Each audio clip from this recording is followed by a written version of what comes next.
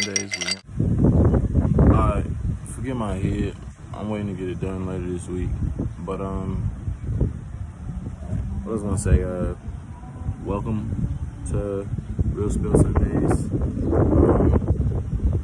Today is definitely an off day because I'm off work. Yes, but I'm saying off day as far as like how we doing it because it's a day later.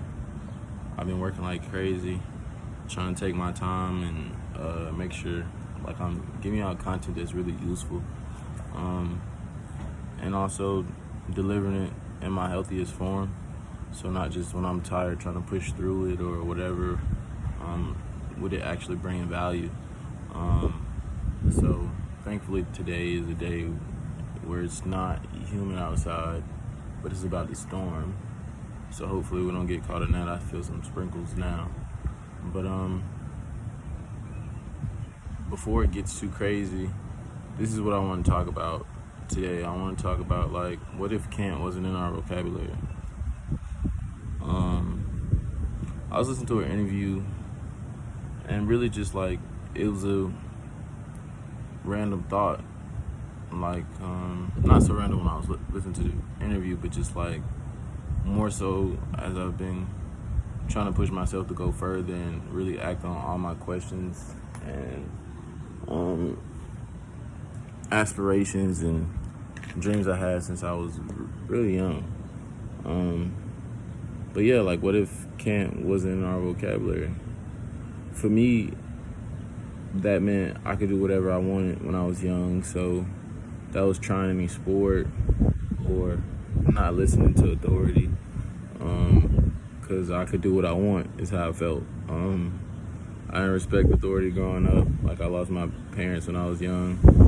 One actually like lost her life. I lost my mom to a heart attack, and my dad just wasn't in the picture after that, and I moved with his mom. So I was raised by my grandma. For those of y'all who just now tapping in may not know too much about me. But yeah, so from like being the youngest of 7 and my siblings with the same parents moved to Atlanta from California when I was 4, and that's in 2000. So as I had to grow through like respecting authority. Like I was a problem child. I was labeled as that problem child, but I really was just traumatized and mishandled a little bit, but just also my family did the best that they could, what they could offer. And I know there's this notion of, you know what I'm saying, not giving family or anyone the benefit of the doubt when they could have done better. But we're all imperfect. So I like to think that everyone does the best that they can at that given moment.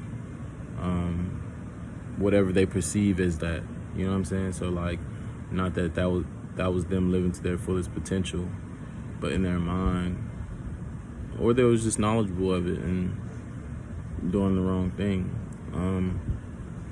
But I digress from that train of thought just because it leads me into being judgmental, and I don't know, like I think it's a reason for everything. Not that justifies, you know what I'm saying, people doing bad things, but just that it's a reason for everything. Like, you know what I'm saying, like everybody has to go on their own path and find their way their own way. But anyways, just going back to subject as far as can't not being our vocabulary. So as I grew up, what I didn't realize was that I knew I just kind of being in Atlanta and seeing so many black families and so many black business owners and black leaders in my life. Like I'm going through church, going through school, going through athletic programs.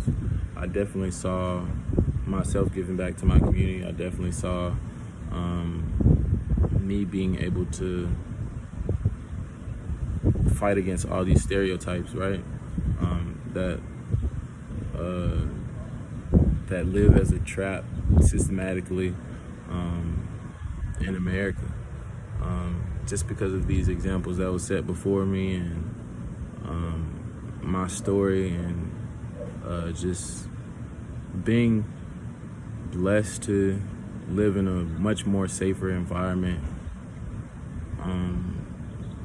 than where I was from in South Central, like LA to Atlanta, to where the examples was very different from when I visited and what I knew and what I talked to my brothers about and what I knew, you know what I'm saying, my older brother was in prison for and like all this other stuff. Just like what I had grown to understand at that point was just like I was like, you know what I'm saying, coming into like swimming for 6 years, say when I turned 12 or something like that, and really started taking swimming seriously. Started swimming when I was 4. That was one of the first sports I started when I was in Atlanta, by the way. But yeah, like, so for me, Kent kind of creaked in my life when I started respecting authority, because it didn't mean I couldn't do certain things that I wanted to do. And just being the youngest at 7, I know my family was very normalized to only allow me to do what had been once successful before. So that meant like I only was able to play football because my cousin before me played football. And then when my cousin got hurt playing football, my grandma didn't want me playing football anymore. And I always had swimming to fall back on. But I pushed to be in certain things and be in certain programs and do certain things with my life because my grandma always wanted us to be involved in something. So it's not that she didn't want us to get involved, it was just that she was really making her calls on what I could and couldn't do, and most likely than not, if one of my brothers hadn't done it before, then she wasn't gonna go out on a limb. So one of the first things I pushed for when I was in middle school was to be in the band because I just liked music, I was intrigued by it. So I picked up a saxophone and started playing, but I had to really like push for that. Like, and I broke my hand a couple years later, and I was moving through band quite swiftly as far as like learning how to play, and then being invited to be a part of different bands and stuff like that. And then I was starting to get into like competitions and solo competitions and stuff like that in middle school before I broke my hand. But when I broke my hand, I also it meant that I couldn't do either. I couldn't do sports. I couldn't swim, and I had 2 pins in my hand. That's what these 2 dots on my hands are, if you can see them. I don't know if you can, but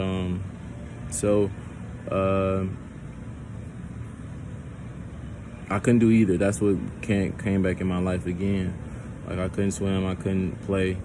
But since I hadn't been swimming longer because I was focusing on music more, it really made me miss swimming. That's right before and around I turned 12 and started taking it seriously. So when I got back in the water for a summer, after I got my cast off and everything, and my hand was stiff, bro. I remember getting it off, like they cut it off my hand. I was still awake and everything. I just thought it was cool. I didn't thought they was gonna put me to sleep.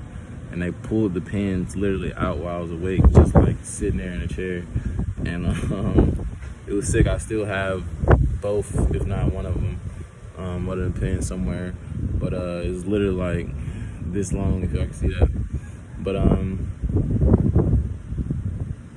that meant that I could again do sports, do swimming. But for me, I just missed the water so much, and it was summertime. And anybody knows anything about like swimming, like summer's really important. You get to double down on training and double down on results if you put that work in during the summer. So without school and all that stuff. So I doubled down on training, and my cousins were definitely on an elite level and a higher age than me, and I ended up just chasing them that whole summer and becoming better and better and better, and really got to kind of put my name amongst the elite on my swim team. And this is an elite swim team. This is a swim team, City of Atlanta Dolphins, where like I grew up around Olympians, you know what I mean? I grew up around that were my same ethnic background.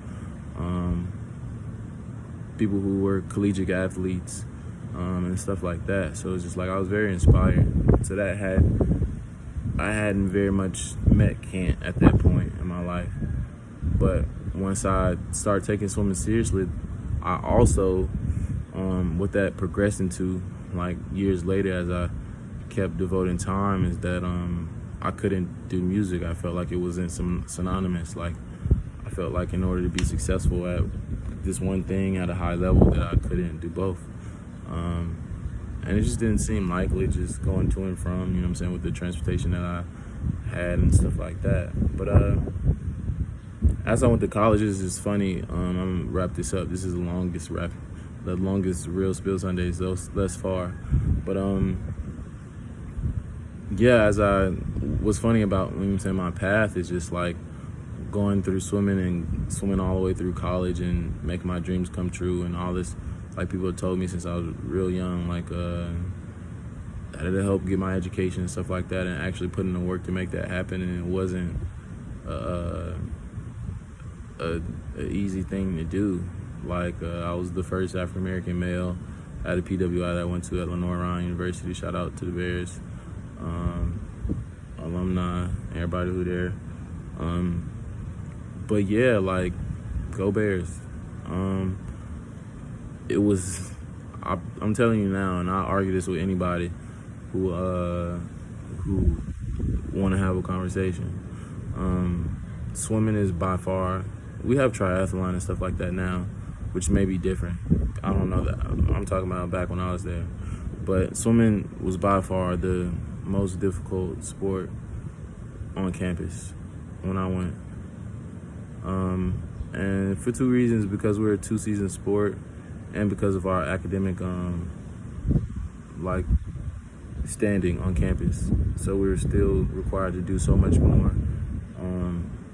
Study hall, and it was just a part of our culture to be very involved on campus.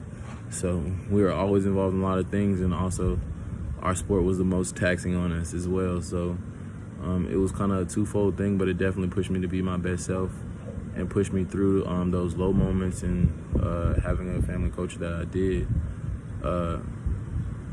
But all that was possible because of me not allowing Kent to be part of my vocabulary. Up to that point, I'm a first-generation college student. I moved 4 hours away, you know what I'm saying, from home.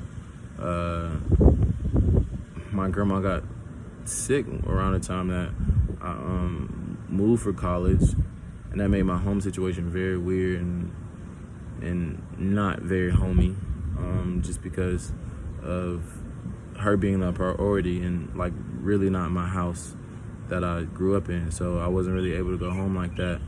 But thankfully I had my brother close by who went to Duke and then graduated from Duke and stayed in the Charlotte and Fayetteville area. So I was able to visit with him for holidays. So I'm thankful for that.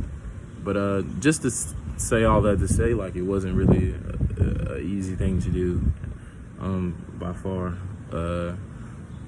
But moving on from that, what's funny about this story is me falling in love with music again in my sophomore year of college, and like writing really becoming my therapy. So it's just like, if I hadn't given up, or if I hadn't allowed Kent to be a part of my vocabulary and thinking like it wasn't synonymous with being an athlete, then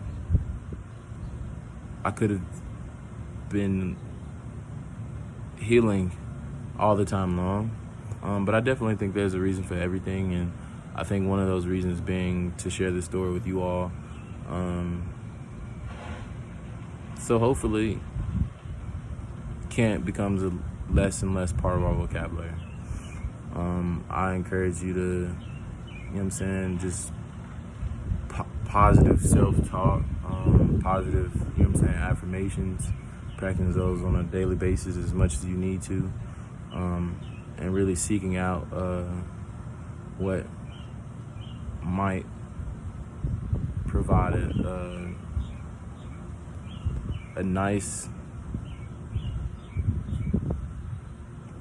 outcome as far as what you want to see in life. Like, what do you want to affirm in your life? Like, for me, just to give some examples, like some of my affirmations are just like,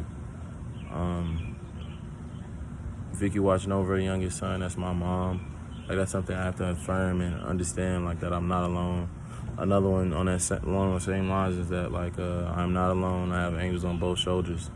Like, and these are things I repeat to myself on a daily basis, and all throughout my music, which I record on a daily basis. So, I don't know. I think that kind of wraps things up. But yeah, I definitely encourage you on this Monday to do away with can't in your vocabulary as much as possible, and just see how it goes. Anybody that's on this journey with me, tap in, let me know how it's going. I just dropped a Man of Steel last Friday. That was a real special track. Hopefully it ends up on an album with a different version for you guys. I want to do something special. And I just got a lot of stuff in the works, man. Still waiting on for real to surface on all platforms. So be in tune for that. And then I'm going live someday during the week, every week, before Friday, Saturday, Sunday kind of roll out for new music on Friday, for new music, lyrical exercise, Rappin Writtens on Saturday, and then real spills on Sunday. These are the busiest times for my new job as well, so that's what's making it difficult. So it may push a couple things to Monday at the very latest. So just letting you guys know that in advance, because that's definitely what happened with this Sunday and Saturday with Rappin Writtens. So they'll drop synonymously today, with this being my off day. So having the most time to really get that content together. Like, I want it to where I know it's bringing a certain amount of value for you guys, for sure. So yeah, I'm really happy about Rappin Writtens. Just to explain it a little bit, I was trying to think of it was a Juneteenth special edition, and I was searching through like my catalog that I've been building since I moved here in January, like to my own place. What was I about to say? And I was just trying to think of the black is the most African American thing that I recorded as of late. Just kind of to be worldly, and I try to stay away from that, I guess, so much, especially with how much I'm pushing myself forward spiritually. But being from Atlanta, like growing up in Atlanta, you get those influences. So I think it was a nudie type beat I think I ended up rapping on. And it's always, like, I always put threads in there if anyone's willing to put it together. And I also put the lyrics on there for you guys, which always takes extra time, but is always worth the result of reaching, you know what I'm saying, people in an easier way that they can understand what I'm saying, you know what I'm saying? So, or at least see what I'm saying, to have the, you know what I'm saying, however long to actually like dig into it and really try to understand it. So that's really how Rappin Writtens came together. The flag on there is a flag that I keep with me ever since I got it. Shout out to David Banner, he's one of my OGs. And shout out to Banner Vision and everything that they're doing. It just gives me a lot of motivation, like seeing them take care of business like they take care of business, and carry conversations like they do on the podcast, like they carry conversations. So shout out to you, OG, and the whole crew. But yeah, so that's the kind of rundown on Rappin Writtens this past Saturday. Hopefully y'all enjoy. Subscribe, like, share. You know what I'm saying? If you know anybody that likes good music, healing music, you know what I'm saying? Whatever genre comes to my spirit, that's what I do. So yeah, I'll see you guys next week on the live. Well, this week on the live, since it's Monday. So yeah, hopefully y'all tap into that. if y'all trying to find it, I'm on Instagram. All my links will be below in the information section. So yeah, whatever it is, it's for real, for real. Peace and love, y'all. It's real still Sundays. We young.